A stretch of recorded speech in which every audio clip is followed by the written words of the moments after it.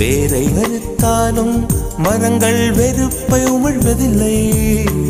அறுத்த நதியின் மேல் மரங்கள் ஆனந்த பூச்சொரியும்.